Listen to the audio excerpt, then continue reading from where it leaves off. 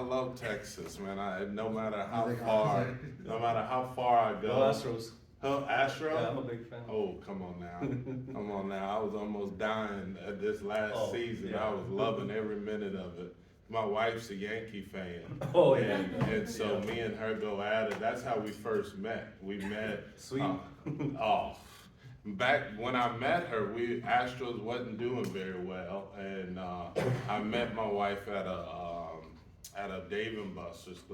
She was from New York, and she had came to Texas, and she wanted to guess at the Dave and Buster in Houston. She wanted to watch the Yankees game. I came in with a couple of my fraternity brothers, and we were watching the Astros, and the camera the TV kept switching to the Yankees, and I was like, why does this channel keep changing? And he was like, that young lady down there wants to watch the Yankees. And I was like, well, she need to go back to wherever she's going. And so long story short, we ended up dating long distance for about a year and a half, and then we've been married for almost 15 years.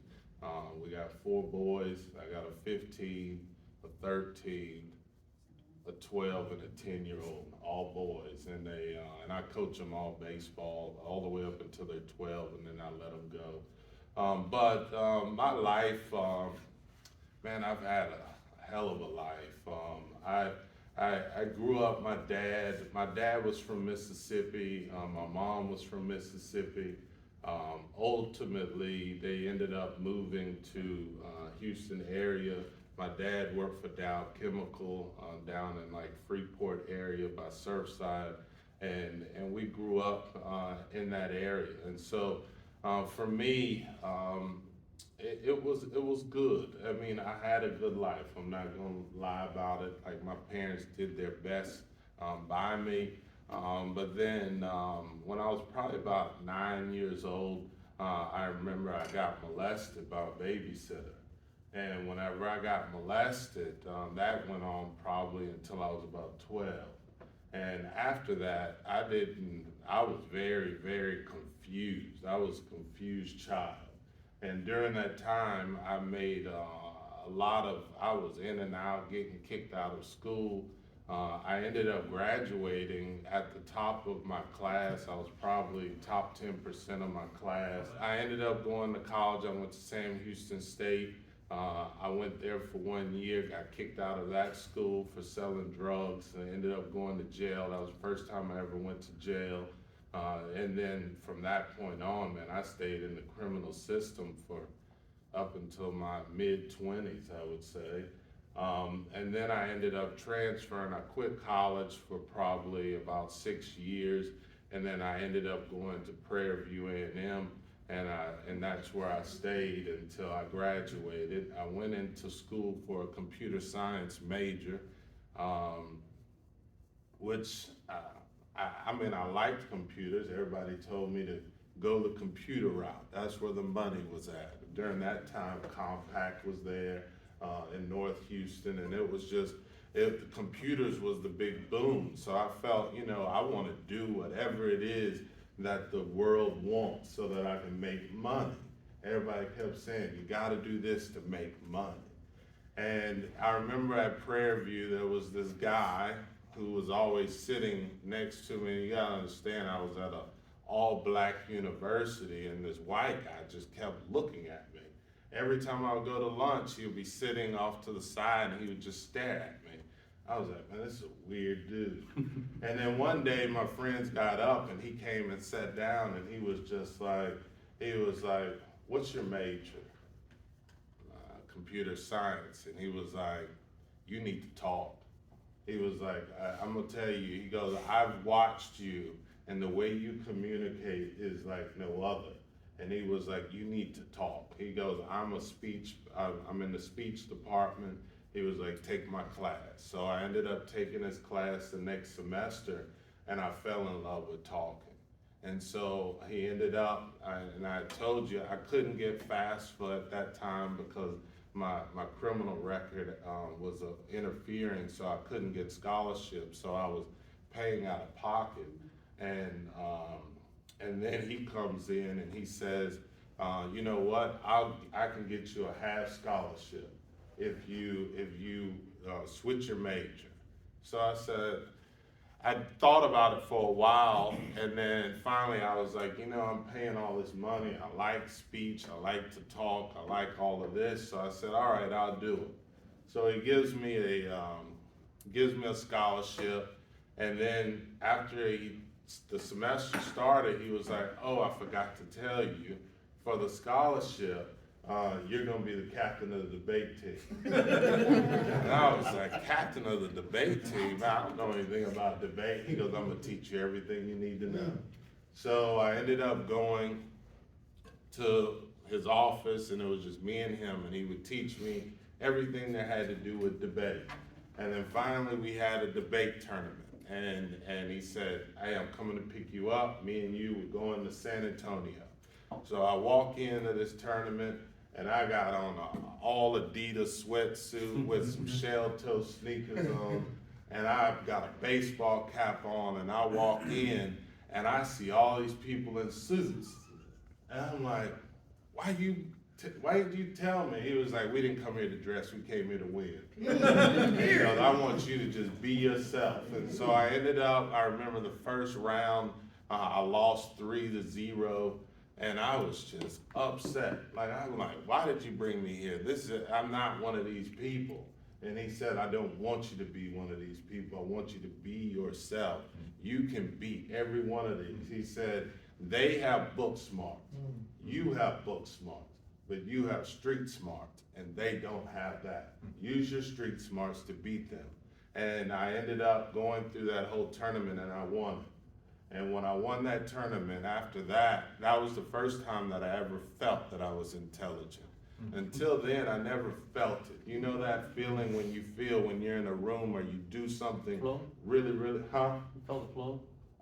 You just feel. You just have that feeling like I'm where I'm supposed to be in life.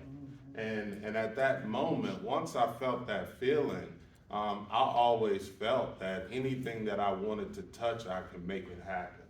And so when you come out of, for me, I was involved in the drug world for years, and for me, I became institutionalized in that world.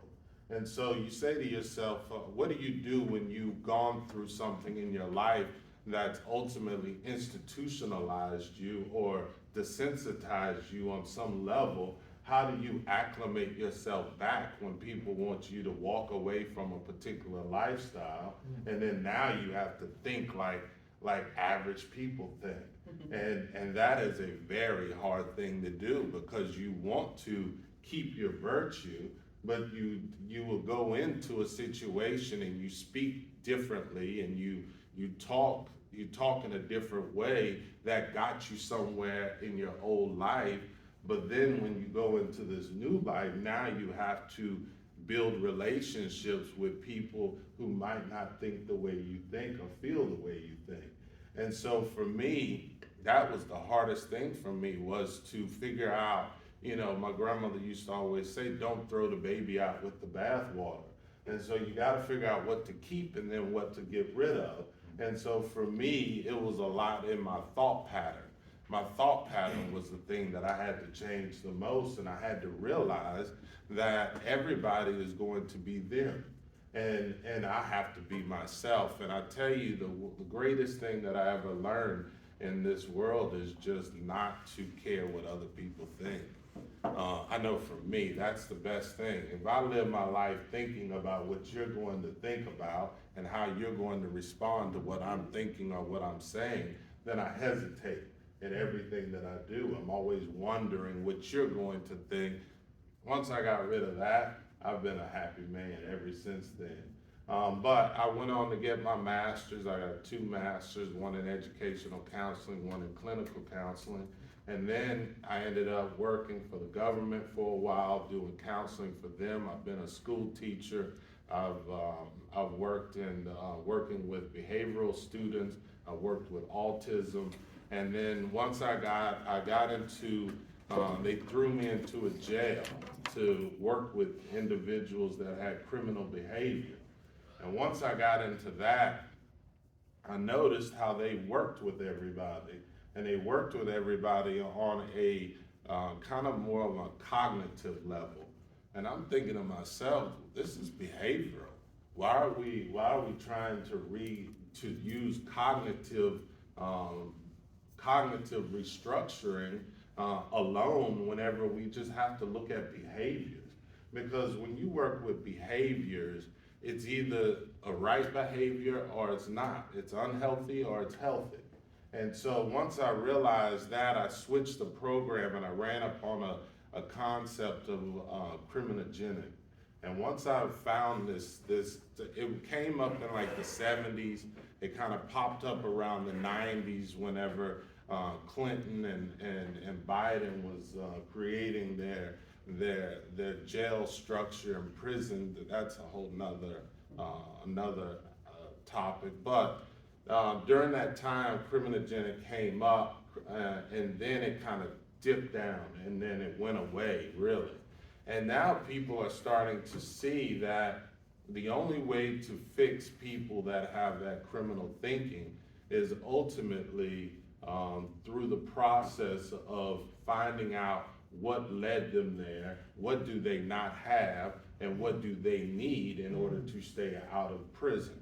And once I got that concept, I switched the jail program here down the street. I was running that program, and once I switched it from doing just relapse prevention and that kind of world to looking at straight criminal behavior, we had recidivism at that point. Before I picked up the program, it was about 40% of people would relapse and come back to jail within 1 year. And after I switched the program, we went from like 8 to 11%. So that means 1 person out of 10 people that finished my program would not come back to jail. I mean, eight to 9 people would not come back. And once I realized that, I ended up building a veterans court. And while I was building the Frederick County Veterans Court, the treatment side of it, all of a sudden they come in, and I had this inmate who was in my program, and he went to the judge. The judge told him he was released, and he refused to be released. And I'm looking at him like, man, did you not hear that they said you can go home? And he was like, I've never been in a program like this before, and I don't want to leave. I want to finish it. And I said to myself, this is not the way this is supposed to be. There's supposed to be a program on the outside that people can learn about their behaviors and not have to be incarcerated to get this knowledge. So I ended up quitting my job and started my own business. I had $5,000 in my pocket, and that's it. And I started a program.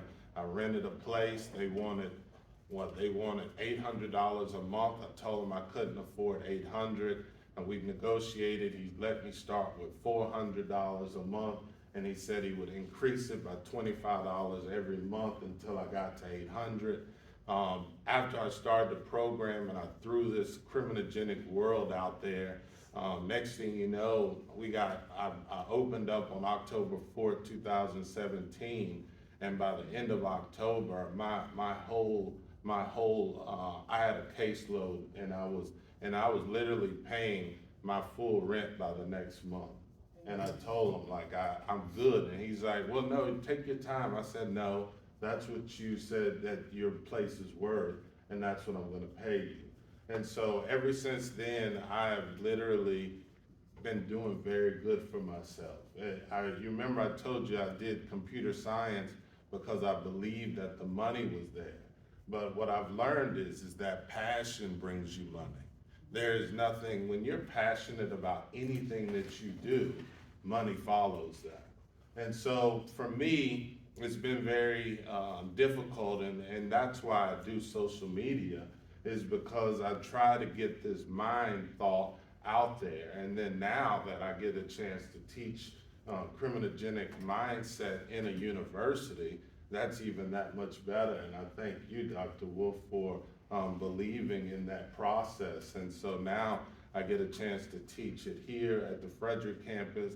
I get to teach it at the main campus, plus they have me all over the place, honestly. I've taught African American communication, I've also taught psychology, intro to psychology, and it's just been fun. The main thing that I would say to anyone in this room, if you want to be successful, is not about how smart you are. Smart and intelligence is one part of it, but you have to be able to write your thoughts on paper. And if you can write your thoughts on paper, that takes you up to the next level.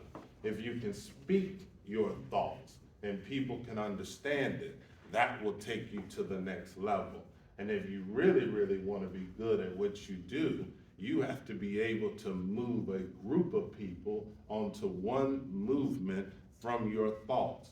And if you can get to the point where you can speak to a group of people and they listen to you and understand what you're saying and they walk away knowing what you said, you will literally become the top of whatever you are doing. And I've learned that. It's not about how smart you are by reading and regurgitating a bunch of information. You have to be able to get that information to someone else. And so I know that you guys, this is public relations, human relations. It's all about how to connect to people. You look at some people, you look at all of the great speakers back in history. You can go biblically, you can go religiously, you can go, hell, you can even talk about Hitler. They've all were great speakers because when you speak and you speak in a way that people understand you, it's not about speaking to the point where you sound intelligent. It's that you speak in a way to whatever the room is, whatever that person is. I know for me, when I go into work, I have a secretary, and every day I walk in and I tell her, thank you for coming. And one day she was like, why do you tell me thank you for coming every day? And I say, because you had a choice whether you wanted to come in today and you chose to come in, and I appreciate that. And I'll tell you one thing, there's days that I need her to do something and I just say it, and she was like, I'll stay, or I'll do this. And so what I've learned is that you always tell people thank you, no matter what it is, and no matter what level it is. If I'm going to return something, as soon as we finish that transaction, I tell them thank you. And people don't really think that's important, but to speak to someone and give them gratitude in that moment that lets you know that I appreciate you, that right there alone will move mountains. And so for me, building relationships with people and building them with people that you don't even know. When I ran for the Board of Education, I told you I didn't get any endorsements. And I never realized, I lost that race by like 190 votes, all right? And when I saw the numbers coming in, I didn't go knock on not one door. I said, I'm not doing that. I said, people hate when you come knock on their door. I said, I'm gonna just build relationships with people, talk to people everywhere I go. And I ended up getting like, I think 10,000 and something votes. I never knew where those votes came from. When I tell you that, I was mind blown. Like people told me that I would get last because I went in, I signed up to run 3 months before the election, and everybody else had been campaigning for a year. And I raised more money in that 3 months that the top 4 people raised together. And so in that, I was asking people for $5 because I learned in just understanding people, if you get, excuse me, if you get someone to give you $1, they now have skin in the game. I didn't want a ton of money. That wasn't, the goal was not to get hundreds of dollars. I just wanted $1 from you. Because if you gave me $1, nobody wants to give away that dollar. Nobody. And if you take $1 from somebody in politics, they will go and tell everybody to go vote for you because they don't want to lose the dollar. And so after a while, next thing you know, I'm walking down after the election's over, I'll be in Walmart buying something, somebody will just look over at me. And I'll look at them like, I don't even know this person. While they keep looking at me and they go, did you run for the board? And I'm like, yeah, man, I voted for you. All right, how did you learn about me? Oh, one of my coworkers, they told me to look you up and I looked at your videos and I was like, I connect with him. And then next thing you know, he goes, I told my family and it just kept going. And it got to the point where even still now, when I walk around, people still ask me about that. And they go, are you running again? I don't know. To be honest, I really don't know. If I do run for something, I'm going to run to make laws. I want to change laws. At the Board of Education level, you don't really make a law, you just kind of implement and you're in a box and you can only make decisions in that box. That box is too small for me. I like to think bigger than that. And so with that being said, I mean, I just truly, truly enjoy life. I mean, I make the amount of money that I really want to make. A lot of times when I go to people offer me things, I just throw a number out there just to see, just to see. And sometimes, and most of the time they go, okay. And then I'm like, I should ask for more, you know? But the thing about it is you make your worth. Don't ever let anybody ever define how much you make. When I go in for an interview, they don't realize I'm interviewing them because at this point, I just tell them no. And I ask them questions, and then if the inpatient that I'm consulting with now, we talk, and the owner was talking to me, and I asked her one question. I said, why do you do what you do? And if she would have told me one thing about money, I would have said no. And she said, I just want to help people. And I said, I'll jump onto that one. But if it's about money, if your first thought is how much money you can make, I don't want to deal with you because I believe that the purpose is more than the money. We're all going to make money. That's hands down. But the problem is that in our field, in my field, if it's about money, you've lost it. You've lost the whole reason why we're here. And so, you know, when I talk to classes like this, I'm honored because if you would have saw me when in my 20s or 21, I would have never been in a room like this talking to no one, you know, because I didn't think in that way. I just wanted to live and do me. And I was selfish, I was insecure, I was conceited at the same time, and that's not a good mix. Because if you don't know yourself, no one will ever truly know you. And so I would just tell anybody to make sure that you know yourself before you do anything so that you can, at the end of the day, you can stand up and look in the mirror and be proud of what you've done. But if you go in trying to look for money or trying to look for prestige or look for power, it will consume you. And that consumption will just, you'll lose yourself in it. And I just refuse to lose myself in anything that this world has to give.